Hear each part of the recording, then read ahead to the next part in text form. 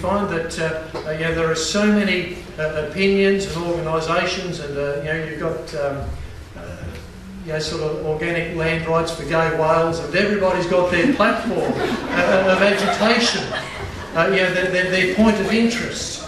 And look, by all means, be involved in the school committee or whatever it might be, but don't let it rule your life. Keep the perspective.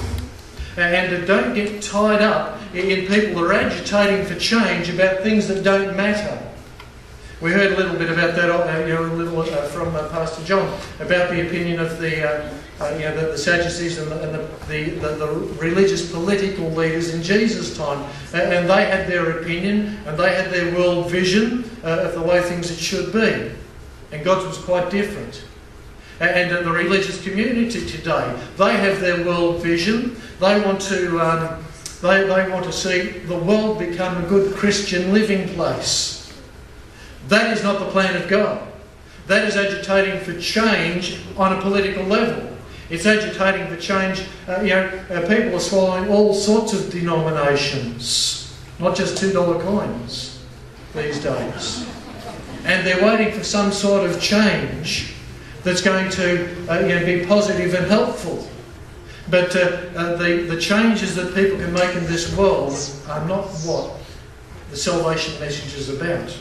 If you turn with me to James 1.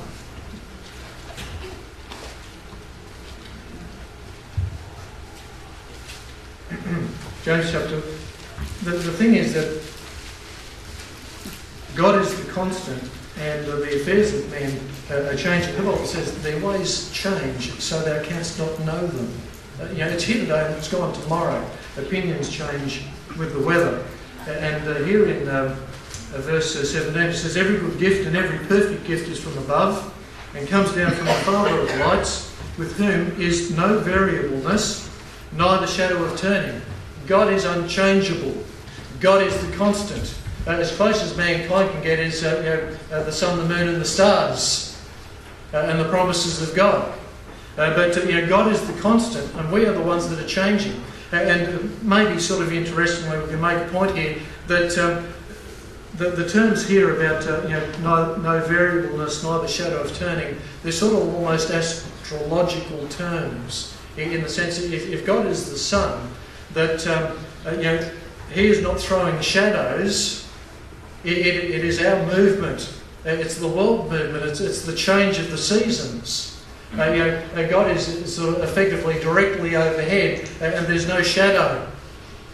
But because we are in a constant state of flux, we're always on the move. Our circumstances create, but God is constant.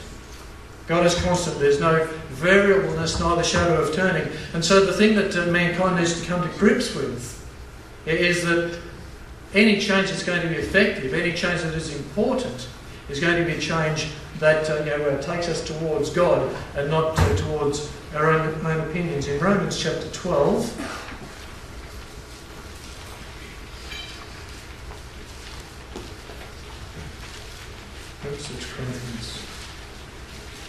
Romans 12. In verse 2 it says, be not conformed to this world. I beseech you, brethren, verse 1.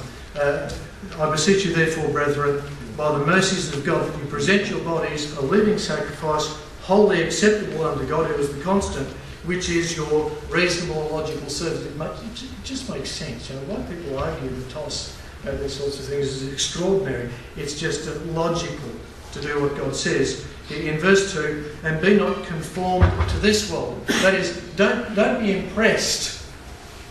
Don't be impressed or shaped by the opinions of this world, because they are here today and they're gone tomorrow. Don't try and change the world, because it is not everlasting. God is the constant. Man is here today and gone tomorrow. It's the flower of the grass. And we read on, but being transformed by the renewing of your mind, that you may prove what is a good and acceptable and perfect will of God.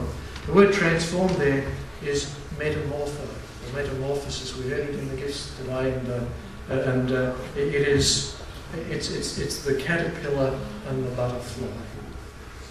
Be transformed by the renewing of your minds. This is the work of God.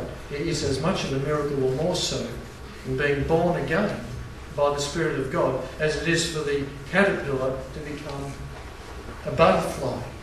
And I was having some discussion with Pastor, who will hate me for that, Dr. Moss, a little while ago. I did a presentation on butterflies, and when the grub goes into the cocoon or the chrysalis or whatever it's called, it actually breaks down. A butterfly isn't a caterpillar with wings. They are completely and entirely different. That when the cocoon comes around the grub, it breaks down into what was described to me as a stem cell soup. Moss would say goop or something like that. And that it actually gets reprogrammed and a butterfly comes out the other end. There is no relationship or correspondence between the two.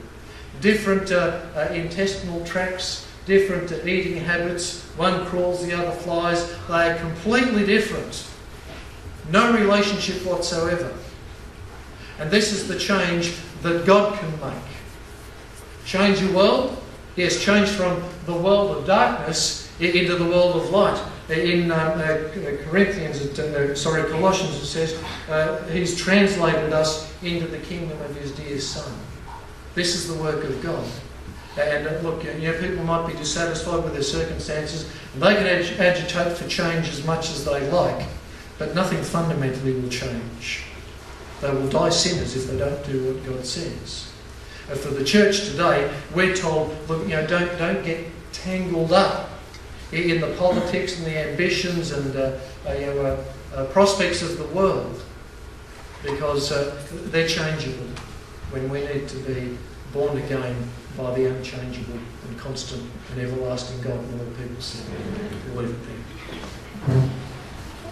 Now we're going to